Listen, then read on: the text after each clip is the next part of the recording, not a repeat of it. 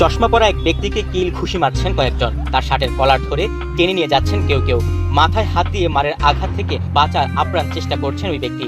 এমন একটি ভিডিও নিয়ে সামাজিক যোগাযোগ মাধ্যমে চলছে তোলপাড়।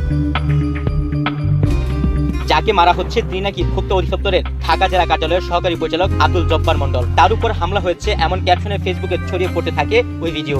নকল ও ভেজাল পণ্য কিংবা অতি মুনাফার বিরুদ্ধে অভিযান চালিয়ে জব্বার মণ্ডল ইতিমধ্যেই সব মহলে পরিচিত হয়ে তার উপর হামলার ভিডিও দেখে স্বাভাবিকভাবে সাধারণ মানুষ ক্ষুব্ধ। ভিডিওটি নিয়ে যখন সামাজিক যোগাযোগ মাধ্যমে আলোচনার জট, তখন জানা গেল যাকে মারা হচ্ছে তিনি আসলে জব্বার মণ্ডল নন। ফেসবুক পোস্ট দিয়ে ভোক্তা অধিদপ্তরের কর্মকর্তা নিজেই তা জানিয়েছেন।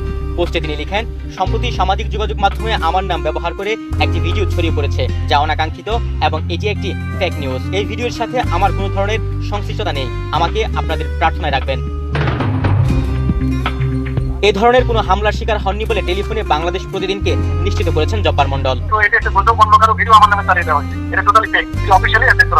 এদিকে জব্বার মণ্ডলের নামে যে ভিডিও ছড়ানো হয়েছে সেটি আসলে হবিগঞ্জের একটি ঘটনা। ইমাম হুসাইন বিন আওয়ান নামে এক ব্যক্তি ফেসবুক পোস্টে জানিয়েছেন হামলার শিকার ব্যক্তি একজন আওয়ামী লীগ নেতা। পোস্টে লিখেন, আব্দুল জব্বার মণ্ডল স্যার একজন সৎ অফিসার। এই ভিডিওটা একজন আওয়ামী লীগ নেতাকে পিটানোর ভিডিও। লোকেশন সিলেটের হবিগঞ্জ জেলার নবীগঞ্জ। ভিডিওটি বেশ কয়েকদিন আগের। ব্যক্তির পরিচয়, নবীগঞ্জ পৌর আওয়ামী লীগের সাধারণ সম্পাদক ও নবীগঞ্জ উপজেলার 7 নং কামারগাঁও ইউনিয়নের চেয়ারম্যান নির্মলেন্দু দাস রানা। এর আগে মোহাম্মদ আব্দুল জব্বার মণ্ডলের নামে ভুয়া ফেসবুক অ্যাকাউন্ট ও ফেসবুক পেজ খোলায় থানায় জিডি করেছেন তিনি।